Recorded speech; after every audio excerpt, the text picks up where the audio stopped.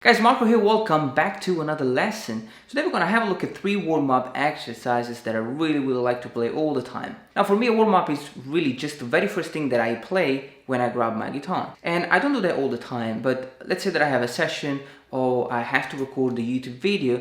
I like to, grab the guitar and play something before I get to play my things. Now for me, the warm-up is not just about warming up the fingers, but I also warm up my brain and get the creative process going. So I don't really like to warm up with all these mechanical exercises.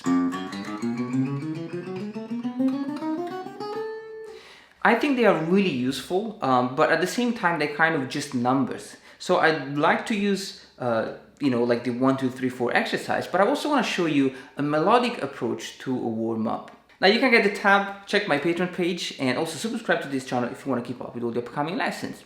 Now let's start with the first exercise, which is a different way, a more melodic way to practice scales.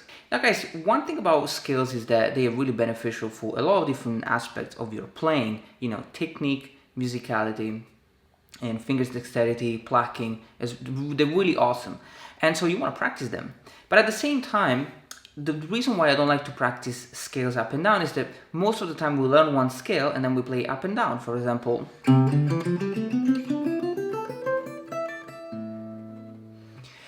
now this is a good exercise, but it's still like really mechanical, and I have the feeling that I do warm up my fingers, but I don't warm up my brain. What I want to do instead, I want to learn the scale and then I want to come up with musical ideas.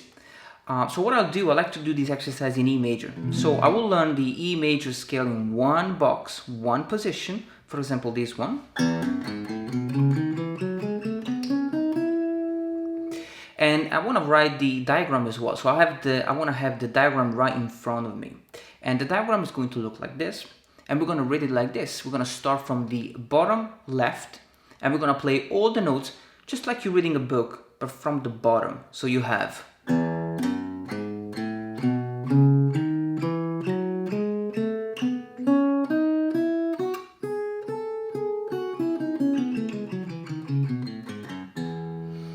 By having the diagram right in front of you, you know exactly which notes you have to play.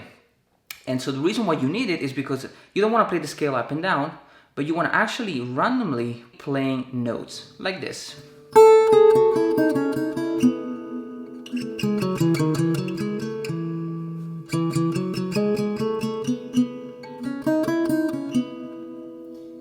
Now if you add the bass note as well, the low E string, sounds like a beautiful melodic exercise.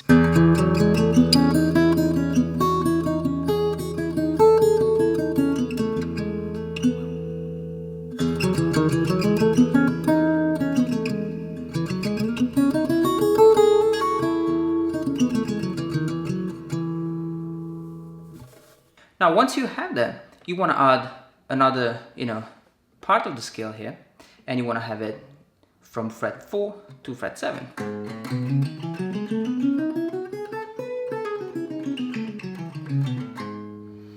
Now you have from the open string to the fret 7, you have all the notes of the E major scale. So you can do the same exercise, but on a wider position.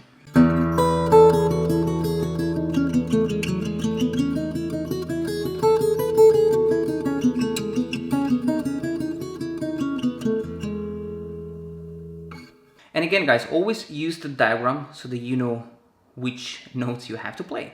Then we're gonna keep adding, and so at some point we're gonna fill in all the spaces between the open string and the fret number 12. So the diagram is going to look a little bit intimidating, something like this, but you definitely wanna just take it step by step and always start with like a given position. For example, I'm gonna start with this position here all the way up to fret number 12.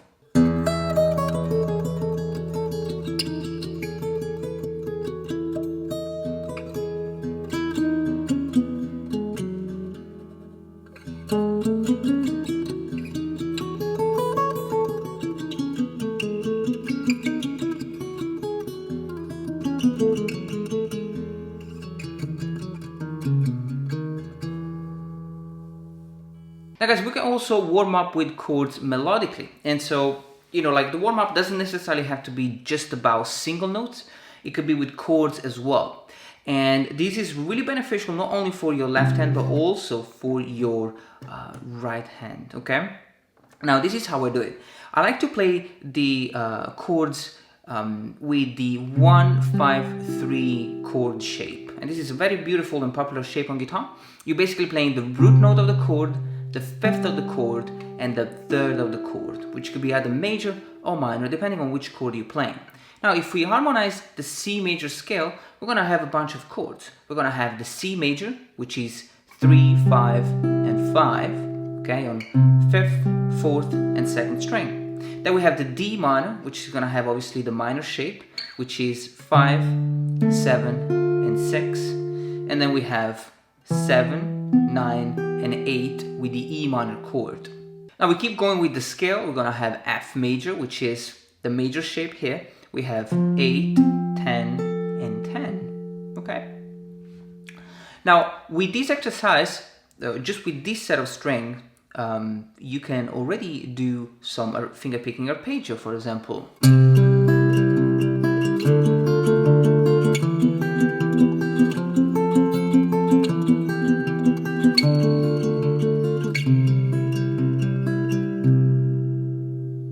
You could do a different finger picking pattern.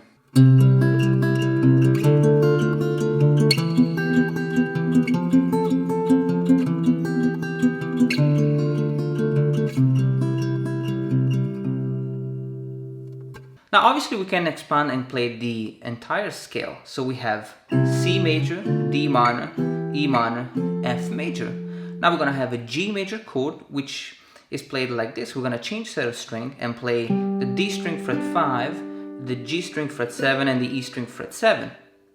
Now this is obviously the same shape, just a different set of string. So G major, A minor, which is 7, 9, and 8. We have the chord on the 7th degree of the scale, which is a diminished chord, which will be a B diminished chord, 9, 10, and 10. And we have the chord C. Beautiful chord, 10, 12, 12. So when you put the whole thing together,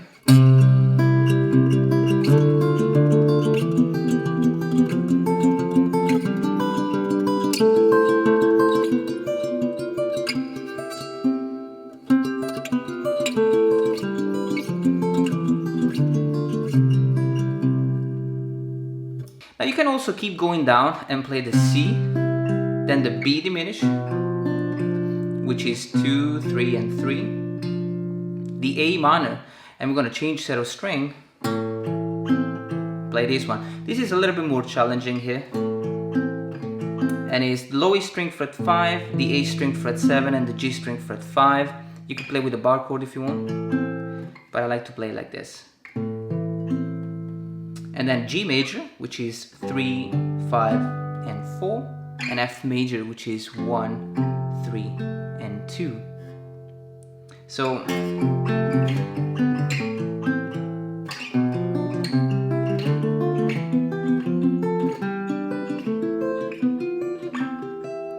now once you memorize the progression, you can really come up with a lot of different variations, beautiful, like way to play the chords, and you don't necessarily have to, play the scale up and down like this. You could do, for example,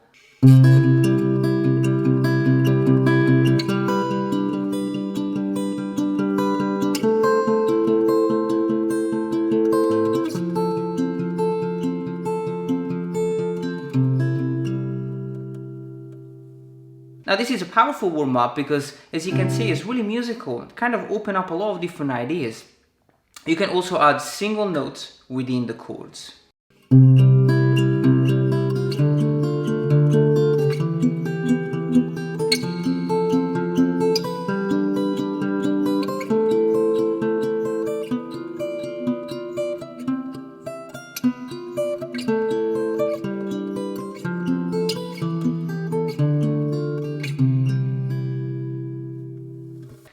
Beautiful way to warm up with chords, the 1-5-3 chord, one of my favorite.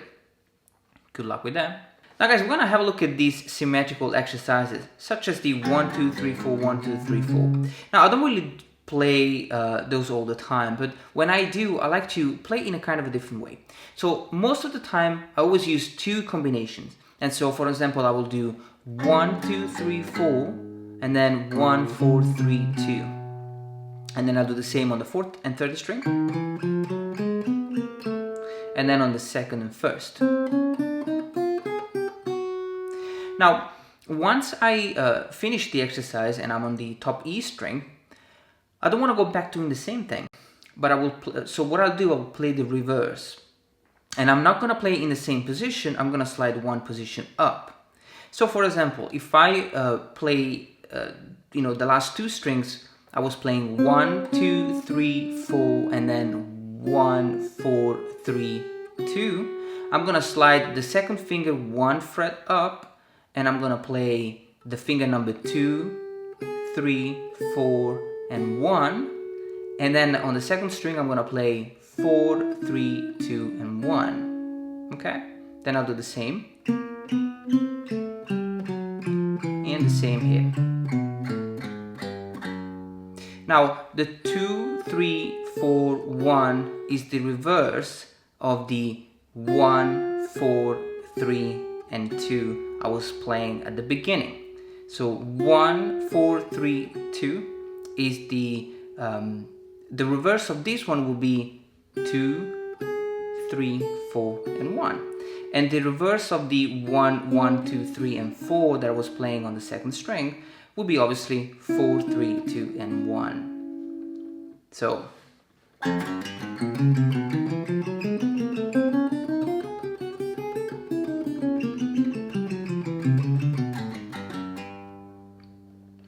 Now guys, good luck with these 3 exercises. Let me know if you like it. I'll see you on the next video.